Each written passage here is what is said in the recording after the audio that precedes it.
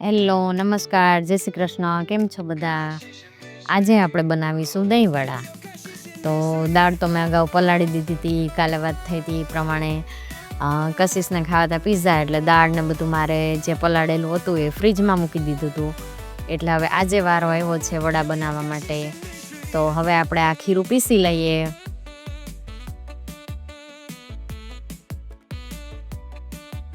હવે આપણે દાળ પીસી લઈએ. 3 ભાગની મગની દાળ ને 1 ભાગની અડદની દાળ. તો બહુ એકદમ બારીક નથી કરવાનું આપણે ખીરું, અને પાણીનો ભાગ સહેજ પણ નહીં નાખવાનો. જેમ બને એમ એકદમ કોરી દાળ હોય ને એ જ પીસવાની, જેથી કરીને વડા પાડવાની મજા આવે. નકર એકદમ ઢીલું થઈ જશે ને તો વડા એકદમ હાથમાં જે પડી જશે ને એકદમ આમ શેપમાં નહીં એટલા બધા આવે. આમ તો દહીં વડા શેપમાં આવે જ નહીં, પણ એમ કે થોડુંક થીક હોય ને ખીરું તો સરસ આમ આપણા હાથમાંથી એકદમ સરસ વડું પડે એમ. એટલે હવે આપણે ખીરું પીસાઈ જાય, અને લાસ્ટમાં જ હું હંમેશા જ્યારે દહીંવડા બનાવું છું ત્યારે છેલ્લે જ હું આ દાળને પીસું છું, કારણ કે મને નથી મજા આવતી. એકદમ ઢીલું ખીરું થઈ જાય ને તો મારાથી વડા નથી પડતા, એટલે હું આ પ્રોસિજર એકદમ છેલ્લે જ રાખું છું. તો હવે આપણે એક તપેલીમાં નાખતા જાય ખીરું પીસીને.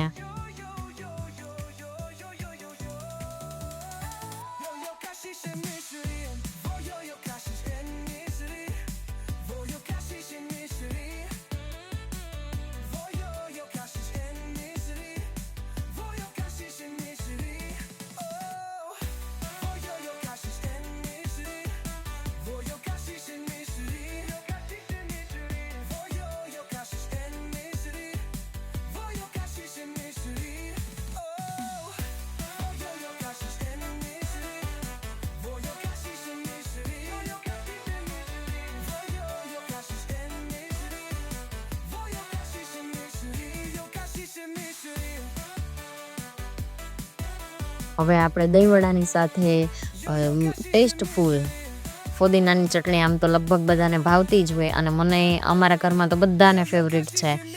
અને ફોદીનાની ચટણી આપણે એકદમ ટેસ્ટી બનાવીએ. તો થોડોક ફોદીનો લઈએ, પછી એમાં આપણે માંડવીના બી નાખીએ, 1 મરચું. આપણે જેટલો ફોદીનો હોય એ પ્રમાણે આપણે મરચું નાખવાનું. કેટલું તીખું જોઈએ છે એ પ્રમાણે નાખવાનું. ઘણાને તીખું ભાવતું હોય તો વધારે નાખે. અમે એક જ નાખ્યું છે. હવે આમાં આપણે 1 ચમચી ખાંડ નાખીએ, કારણ કે દહીંમાં આપણે ખાંડ હશે એટલે આમાં થોડીક ઓછી નાખીએ. હવે સ્વાદ પ્રમાણે મીઠું નાખીએ, અને એકાદું લીંબુ, એટલે ખટાશ ગળાશ બે આવી જાય, જેથી કરીને ચટણીનો સ્વાદ એકદમ ટેસ્ટી બની જાય. અને આ ચટણી આપણે બધી વસ્તુ હારે ખાઈ શકીએ. ભજીયા છે, ખાસ કરીને આપણે ઓલા જે ફ્રાઈમ્સ હોય છે એની સાથે ખાઈ શકીએ. એની હારે બહુ મજા આવે. હું ઘણીવાર ફ્રાઈમ્સ તળું છું ને ત્યારે કશિશ માટે આ બનાવું છું ફોદીનાની ચટણી. હવે આપણે આને પીસી લઈએ.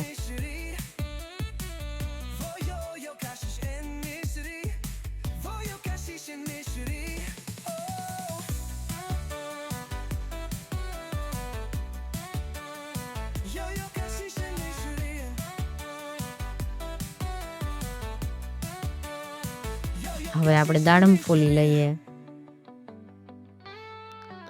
દાડમ આમ તો મને તો બહુ ભાવે, દાડમનો રસે ભાવે છે. અને જ્યારે ભેળ દહીંવડા હોય ત્યારે મને દાડમ જોઈએ જ. એમ ના હોય તો હું તાત્કાલિક લેવા જાઉં છું દાડમ માટે. અને દાડમ એવી વસ્તુ છે કે આપણે ગમે તે આપણે ભેળ કે છે કે દહીંવડા છે એનો ટેસ્ટ આખો બદલાવી નાખે છે દાડમ. અને હવે આપણે તેલ મૂકી દઈએ એક બાજુ, અને તેલ ગરમ થાય એ પહેલાં આપણે થોડુંક ખીરું હલાવી લઈએ અને જોઈ લઈએ કે તેલ આવી ગયું છે કે નહીં. હા, બરાબર, હવે તેલ આવી ગયું છે. તો હવે આપણે વડા પાડવા માંડીએ. જોઈ શકો છો તમે, આટલું મેં લાસ્ટમાં કર્યું છે તો એ ખીરું કેટલું ઢીલું થઈ ગયું છે.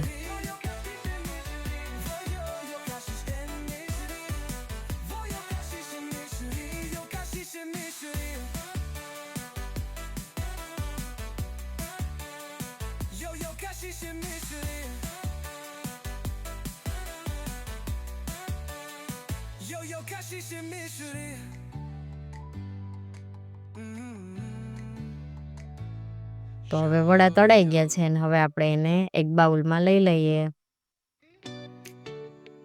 અને મને સેજ આમ લાલ ગમે છે, એકદમ વ્હાઈટ વડા નથી ગમતા, થોડા ક્રિસ્પી હોય ઉપરથી તો મજા આવે. ઓલું તો થોડુંક કાચા જેવું લાગે, એટલે મને થોડાક બ્રાઉન કલર જેવું આવે ને પછી જ હું વડું કાઢું છું.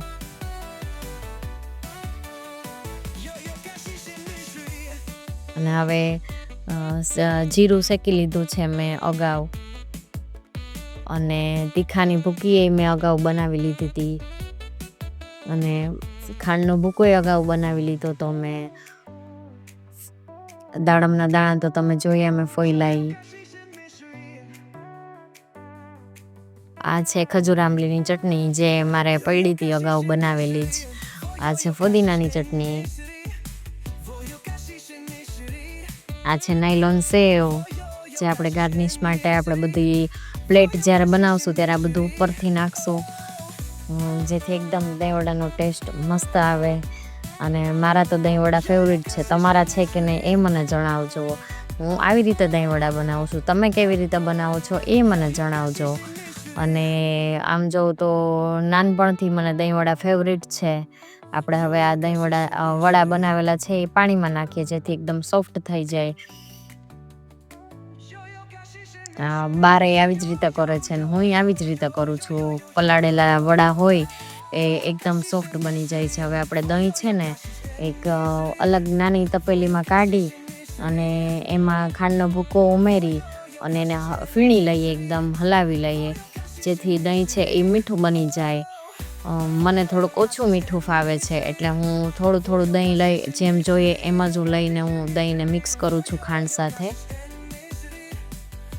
પછી અગાઉ જો આપણે વધારે દહીં બનાવી લઈએ તો પછી મીઠું દહીં આપણે રાખી મૂકવું પડે, તો એ શેમાં ઉપયોગ કરવો એ કાંઈ ખબર ના પડે.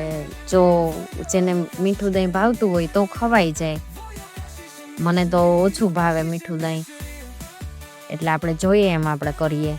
હવે એકદમ ફીણી લઈએ દહીંને જેથી કરીને એકદમ ઢીલું થઈ જાય અને ખાંડ એકદમ ઓગળી જાય એમાં. જો તમે જોઈ શકો છો એકદમ લચ્છી જેવું થઈ જાય છે, લચ્છી આવી જ હોય. અને આમાં જો કોઈ ફ્લેવર ઉમેરો એટલે એ લચ્છી બની જાય. અને હવે આપણે વડા આમાંથી કાઢી લઈએ, સોફ્ટ સરસ થઈ ગયા છે અને એમાંથી પાણી નીચોડતું જવાનું આપણે, કારણ કે પાણીનો ભાગ જો બહુ વધારે રહી જાય ને તો એકદમ હેવી બની જાય છે.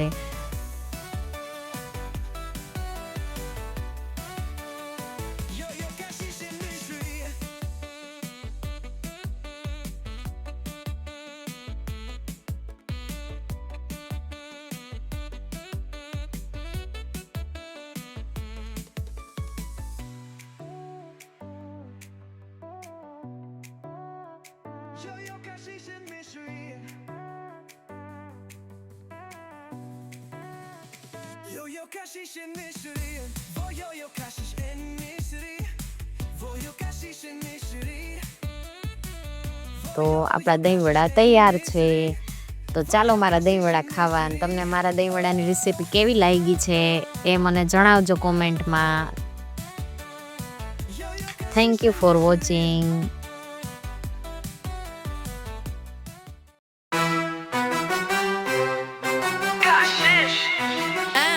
Mish, Rivlom